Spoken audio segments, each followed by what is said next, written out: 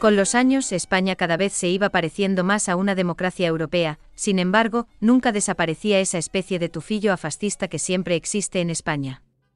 Durante los últimos años de la dictadura fascista, el famoso atentado terrorista de Carrero en 1973 fue un acto terrorista de ETA, pero que fue celebrado por muchos españoles de izquierdas, ya que Carrero Blanco era el destinado a suceder al dictador Franco. Y además de militar fascista, era un conocido simpatizante de la secta ultracatólica española del Opus Dei. A pesar del rápido cambio democrático tras la muerte de Franco en 1975, los fascistas españoles nunca estuvieron conformes y ya desde los primeros años comenzaron a inventarse conspiraciones judeo-masónicas, señalando al rey Juan Carlos I en connivencia con la CIA americana, hasta los culparon del atentado de Carrero, porque tanto los monárquicos como los americanos querían que en España comenzase pronto la democracia. La democracia siguió adelante, sin embargo, los grupos terroristas fascistas se dedicaron a acabar con la posibilidad de que comunistas y separatistas volvieran a gobernar, además siempre estaba el peligro de sus golpes de Estado. Uno de los hechos a destacar en la pintoresca relación que mantienen los fascistas españoles con los judíos, ocurrió en 1979 con la emisión por la televisión pública española de la que fue muy famosa serie americana Holocausto, protagonizada por James Wood y Meryl Streep. Esta serie conmocionó a todos los países de Europa y a Estados Unidos, ya que muchos espectadores apenas se imaginaban lo que ocurrió durante la Alemania nazi. Aun siendo una historia de ficción, en esta serie lo pudieron ver con bastantes detalles, aunque fuese a grandes rasgos. La serie se emitió de una manera muy llamativa para todos los españoles, en el único canal de televisión que se podía ver en toda España.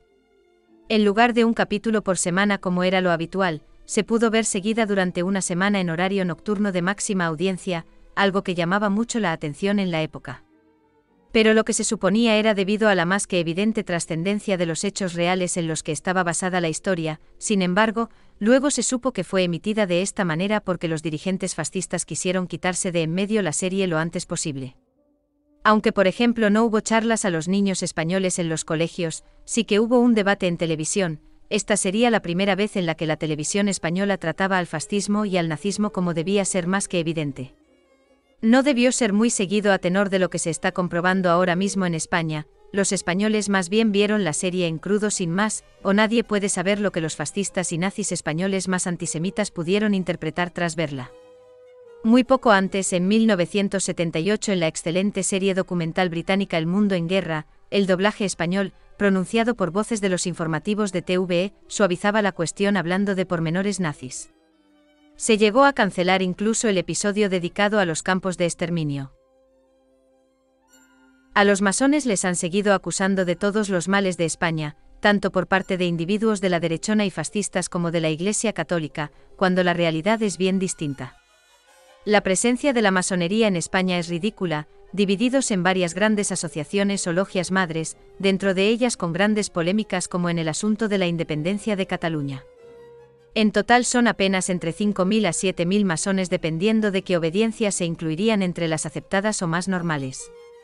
Es más o menos el mismo número de masones que hubo durante la Segunda República, nada que ver con los porcentajes de masones en países como Francia, Inglaterra o Estados Unidos, ni siquiera nada que ver con la mayoría de los países latinoamericanos, como por ejemplo México o Cuba.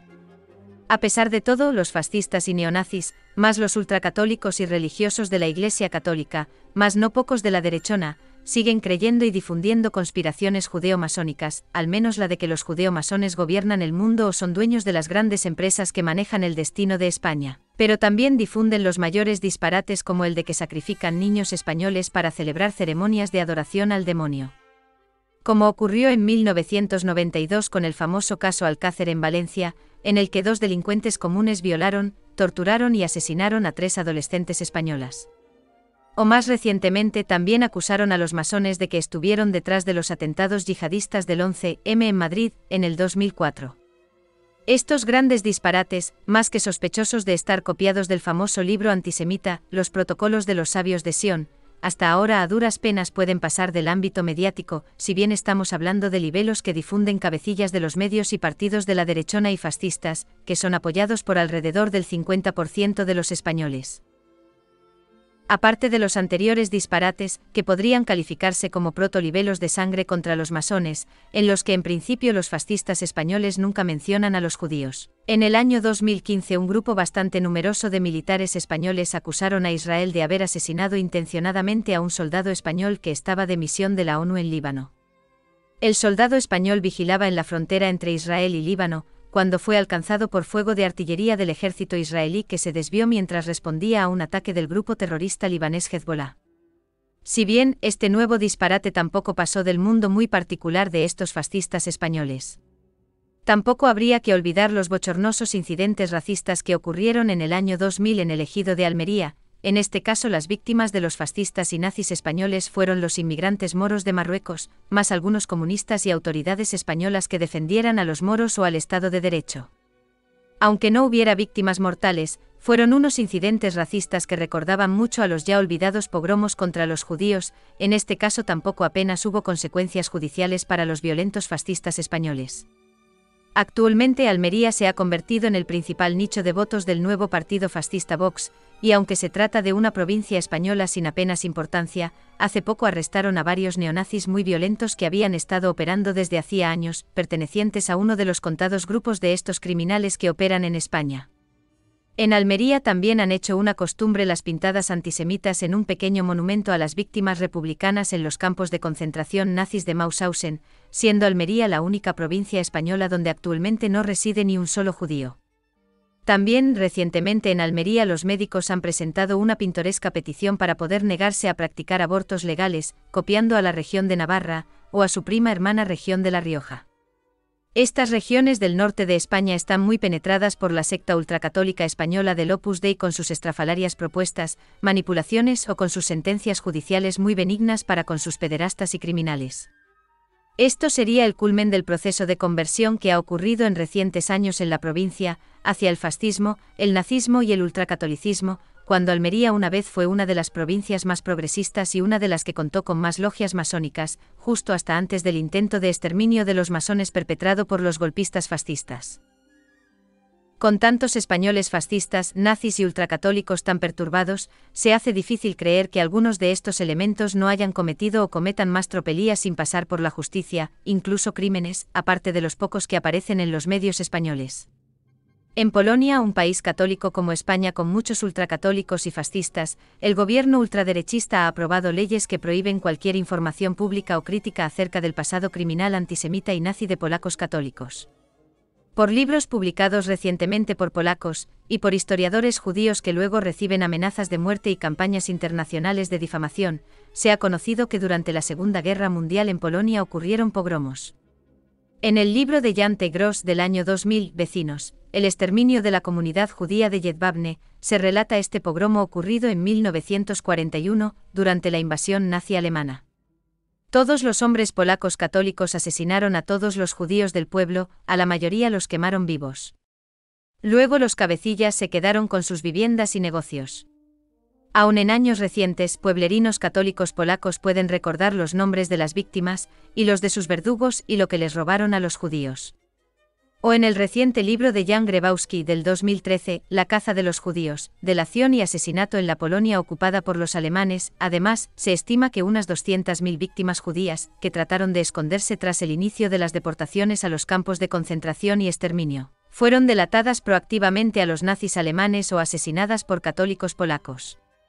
Actuando motu proprio y con la aprobación de las autoridades políticas, policiales y religiosas católicas de los polacos.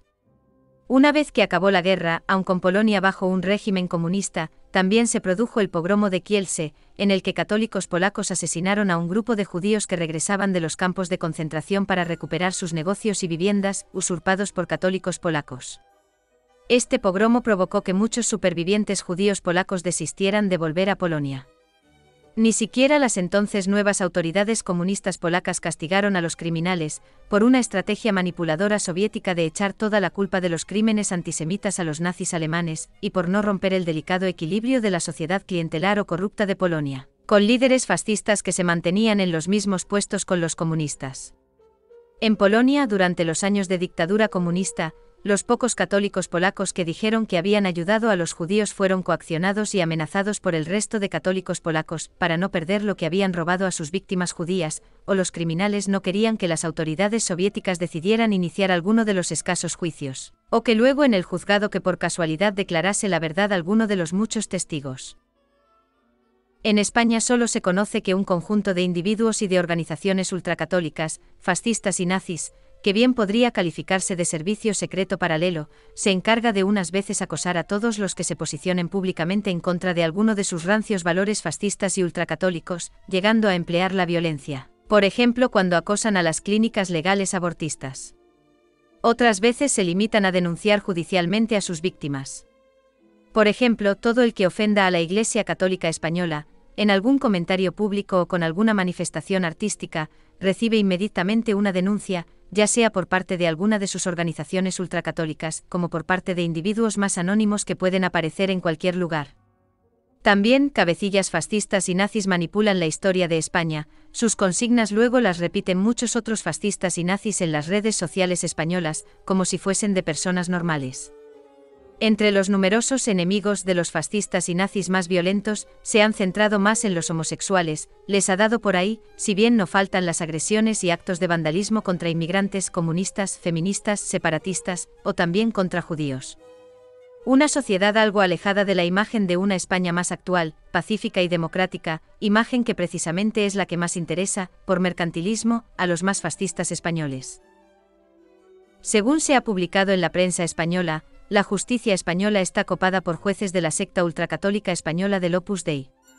Al menos un tercio son del Opus, eso sin contar los demás jueces fascistas que debe haber, cuando en total, entre adeptos y simpatizantes de el Opus, en España como mucho pueden ser entre un 1 y un 2 por 1000 de la población, o tampoco parece que posean habilidades que destaquen sobre la media de los españoles, al menos si contamos solo las habilidades terrenales. Solo un 10% de los jueces forman parte de las asociaciones de jueces democráticas, Jueces para la Democracia y la Unión Progresista de Fiscales. Lo mismo ocurre con las policías y altos cargos políticos relacionados con la seguridad, estos últimos cuando gobierna la derechona del Partido Popular. Pero este tipo de noticias solo aparecen en los diarios más de izquierdas, como el Diario Público de los comunistas, por lo tanto, son noticias que entre la mayoría de los españoles no cuentan con mucha audiencia ni crédito, apenas tienen repercusión en España.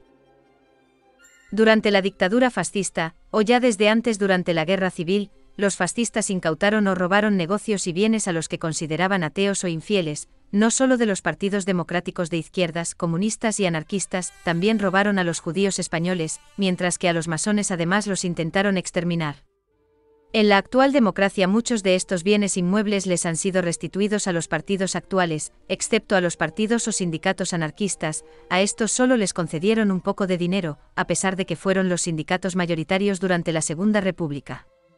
El resto de partidos y sindicatos sí fueron mejor recompensados, aunque por ejemplo los nacionalistas vascos todavía reclaman un edificio o palacete en París que hoy día es sede del Instituto Cervantes del Estado español.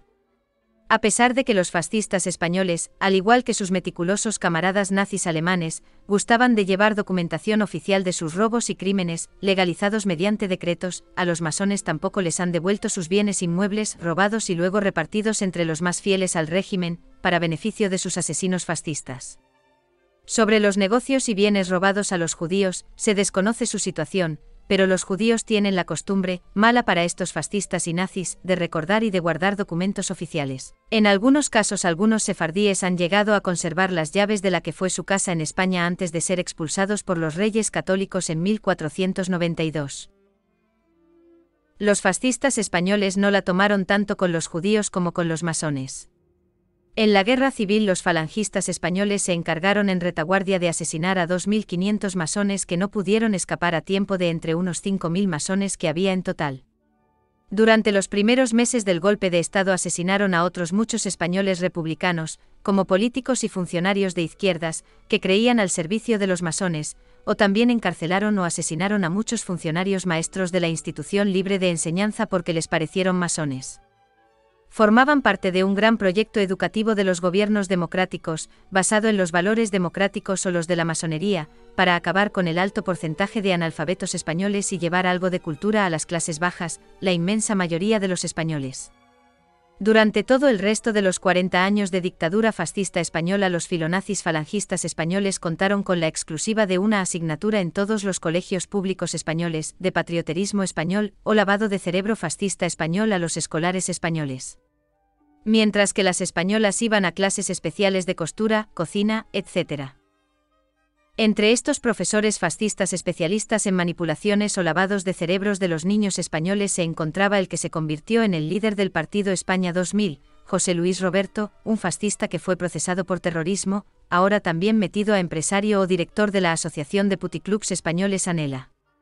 Fue el fallido intento de los fascistas y nazis españoles por hacer un Le Pen español, también fueron apoyados por Le Pen padre, cuando sus camaradas fascistas y nazis europeos estaban que se salían en Europa, pero no en España.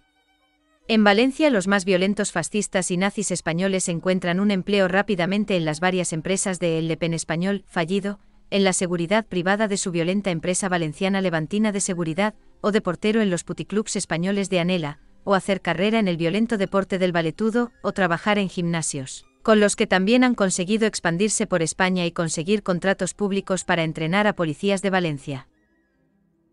El nuevo partido fascista Vox ha copiado el discurso pro-israelí del resto de partidos ultraderechistas europeos, seguramente con la excusa de poner a Israel de ejemplo a imitar en la eficacia policial y militar. Sin embargo, muy pocos años antes, otros partidos o agrupaciones de fascistas y neonazis españoles organizaron conferencias con el racista antisemita David Duke, el líder americano del Ku Klux Klan, alguna poco después de que éste regresara de eventos antisemitas en los regímenes de Siria o Irán. Otros fascistas y neonazis españoles han demostrado ser aún más antisemitas, como un pintoresco profesor gallego, José Carlos Ríos, alias Guzmán Hanza, que se dedicaba a alabar en público a Bin Laden y al terrorismo yihadista, en los descansos en los que no alababa a Hitler. Además, publicaba en Internet la revista Hanschar, nombre de una división nazi SS formada por musulmanes que reclutó el entonces líder palestino Amin al-Husayni. La revista también iba dirigida a los neonazis sudamericanos del conocido cuarteto de países con más nazis hispanos, que forman Argentina, Chile, Uruguay y Paraguay, países donde residen no pocos musulmanes. Poco después, en el 2016, Daniel Fernández Aceña, un exmercenario fascista del terrorismo de Estado del GAL, fue detenido por adoctrinamiento y exaltación terrorista yihadista. También la falangista que se ha hecho famosa, Isabel Peralta, ha estado manifestándose con neonazis españoles a favor de los palestinos o en contra de Israel, con un discurso que a duras penas se diferencia del comunista. Quizás se pueda distinguir el de estos perturbados fascistas y nazis españoles por ser más retórico y violento. Incluso estos últimos fascistas españoles, aun con sus más que particulares ideologías o ocurrencias, estarían en la misma órbita que los demás fascistas y nazis españoles, o muchos pueden votar al nuevo partido Vox, todos son la amalgama informe que conforma el fascismo español.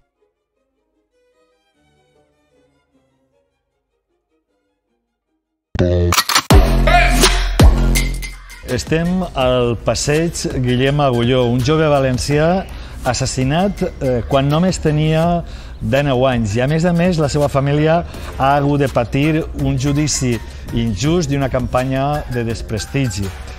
Miquel Ramos, què suposa que Guillem Agulló tinga un passeig a València?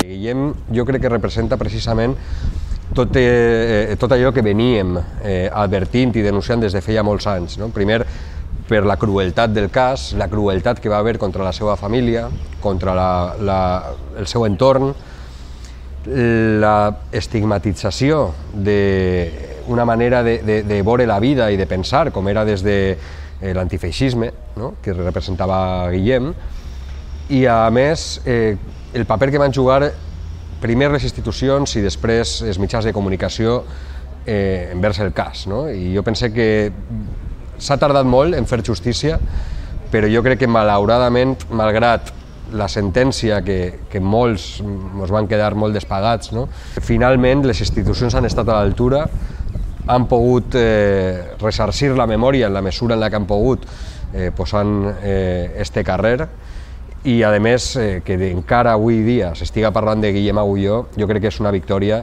de tots els que han batallat durant tants anys per la seva memòria.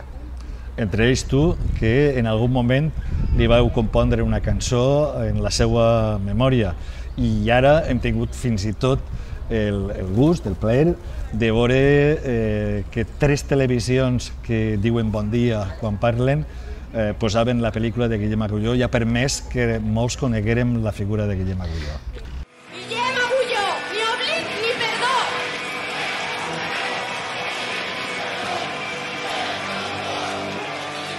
Hem vist tota aquesta lluita, tota aquesta reivindicació de la memòria de Guillem, però veiem que l'extrema dreta cada vegada està més viva. Miquel, què és un delicte d'odi? Un delicte d'odi és aquell que està motivat per un prejudici. Prejudici racista, masclista, homòfob, ideològic. Hem estat molts anys advertint que els discursos d'odi tenien conseqüències. La conseqüència del discurs d'odi és el delicte d'odi. El nazisme no va començar amb les càmeres de gas. El nazisme va començar amb un discurs antisemita contra les esquerres, contra els homosexuals, contra altres col·lectius, que va saber estimular molt bé a la societat alemanya per a institucionalitzar aquest odi. Quan tu has aconseguit normalitzar aquest odi, t'és molt més fàcil cometre aquest tipus de crims, aquest tipus de polítiques. Els crims venen després, venen quan tu ja has normalitzat que n'hi ha determinats col·lectius que són castigables per la seva condició. El nazisme és això. Els delictes d'odi representen precisament això, com se deshumanitza un col·lectiu i, per tant, la gent assumeix que és justificable d'alguna manera cometre algun tipus de discriminació, o en aquest cas delicte, contra aquest col·lectiu. Un delicte d'odi és això. Malauradament hem estat molts anys batallant per a que els delictes d'odi s'hagin reconegut a la legislació espanyola, però pensem, els que portem molts anys treballant per els col·lectius i per les víctimes que ho han patit, pensem que no s'està aplicant bé i pensem que s'ha convertit en una mena de calaix, desastre, on qualsevol cosa entra dins del delicte d'odi, inclús protegir el propi poder, cosa que és absolutament no només perillós, sinó jo diria que inclús pervers. Les crítiques al poder són naturals i democràticament sanes. Tu no pots incloure una crítica a la monarquia, a la policia, a les institucions de l'Estat com un delicte d'odi. I malauradament l'Estat espanyol ho està aplicant així. Què és el que li molesta a la dreta? Que estiguem nosaltres governant, que existim? Òbviament, les posicions crítiques amb el poder, amb la política convencional, amb el relat convencional, són molestes per a aquells qui s'han creat per a defensar l'statu quo. Per tant, també dic una cosa, els atacs, contra el valencianisme, contra l'esquerra, contra els col·lectius vulnerables, partixen d'un aprenentatge. I tornem al tema dels delictes d'odi. El discurs d'odi està molt alimentat des de la política i des dels mitjans de comunicació. Li va bé als mitjans de comunicació l'extrema dreta? Els mitjans de comunicació, primera, no entenen l'extrema dreta com un fenomen que puga amenaçar la democràcia. I l'extrema dreta arriba així, o la gent es pensa que arriba amb Vox, i l'extrema dreta estava així des que va morir Franco. El problema és que molt poca gent estava pendent d'esta extrema dreta, i ho veien com algo residual, folclòric, anecdòtic, i no ho era. Però sí que està ara més desacomplexada. Està molt desacomplexada perquè precisament els mitjans no han sabut tractar-la i l'han normalitzat. I l'han acceptat com una opció democràtica més des del primer moment. I tot i que hi hagi intents de desactivar-la, desmuntar-la, d'alguna manera treure les seues vergonyes, l'extrema dreta sap molt bé utilitzar els mitjans de comunicació, sap jugar molt bé a la provocació, sap jugar molt bé a l'espectacle, sap perfectament quan ser notícia i de quina manera ser notícia. Per tant, els mitjans de comunicació encara, jo crec que en molts casos no han sabut lidiar amb uns personatges tan sinistres i tan ben entrenats que saben perfectament utilitzar això, perquè l'altre problema que tenim és que es ridiculitza l'extrema dreta o es caricaturitza com si fora tonta, I l'extrema dreta no és gens tonta, si fora tonta no haguera guanyat eleccions arreu del món i haguera governat països. És molt hàbil, és molt intel·ligent i sap perfectament com utilitzar no només els mitjans de comunicació, sinó inclús a nosaltres, que quan intentem fer-los la contra moltes vegades estem entrant en el seu terreny de xoc, entrant en els seus marcs conceptuals, batallant en un terreny de xoc que ja d'entrada està perdut. La millor manera de combatre l'extrema dreta des de les institucions és fent polítiques que desactiven a l'extrema dreta. Podem fer discursos brillants, però si tu després apliques una política de migració a la qual no té res que objectar l'extrema dreta, apliques unes mesures socials que deixen els col·lectius vulnerables desemparats i l'extrema dreta no té res a dir així perquè està d'acord, si no toques els grans poders econòmics, que són els que l'extrema dreta defensa, doncs l'extrema dreta està ben còmoda. Què passa? Que quan aquestes polítiques no són valentes, no solucionen els problemes que té la gent busca algú que les solucione. I l'extrema dreta té un discurs que aporta solucions fàcils a problemes complexos, que realment no solucionen els problemes de la gent, perquè tu vas a veure el programa social i econòmic de l'extrema dreta i és favorable precisament als grans poders econòmics i no va a tocar l'statu quo. Parlem de pensions, parlem de polítiques socials, parlem de polítiques econòmiques. L'extrema dreta ahir s'ha de retratar, és treure-la de la seva zona de confort. Jo estic perfectament d'acord perquè en cada votació on s'ha de veure quins són els privilegis que defensen, l'extrema dreta no s'enganya. Sempre defensa als poderosos. Precisamente en sanidad proponen terminar con el modelo público que conocemos. Lo público solo incluiría una cobertura básica y los que puedan permitírselo podrán cambiar la pública por la privada a cambio de deducciones en el IRPF. Además habría copago para los inmigrantes. València és una ciutat que ho hem viscut moltes vegades, malauradament, i veiem que sempre la policia acaba carregant contra manifestacions de la gent progressista, de gent d'esquerres, de col·lectius, diríem, que treballen per la gent, però veiem que mai la policia acaba carregant contra manifestacions o concentracions d'extrema dreta. De qui creus que és responsabilitat? Del Ministeri de l'Interior o de la pròpia estructura de la policia? El problema amb les forces d'ordre públic, i jo crec que és un problema enquistat a l'estat espanyol, perquè passa també en altres estaments, pense que és no haver aconseguit formar una policia en valors democràtics. Un grup d'extrema dreta li va donar un ram de flors a dos agents de servei que es van prestar a eixir en la foto en un acte d'extrema dreta.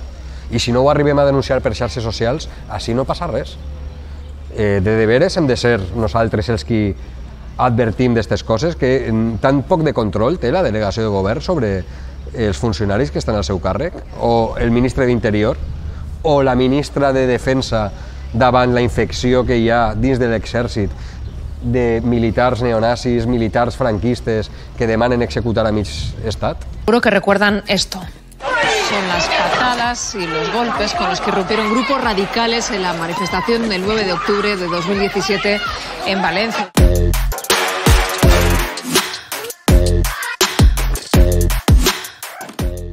Miquel, què li diries en confiança a Santiago Abascal? Eres conscient del dany que causes a tanta gent amb el teu discurs i les teues polítiques? I si eres conscient de tot això, què sents? En confiança, què li diries a Marlaska, el ministre de l'Interior? Al ministre d'Interior no li diria res molt més diferent de lo que li diria a Abascal. Vostè és conscient de la responsabilitat que té exercint el càrrec i la quantitat de casos pels quals se li ha demanat explicacions i vostè mira cap a un altre costat?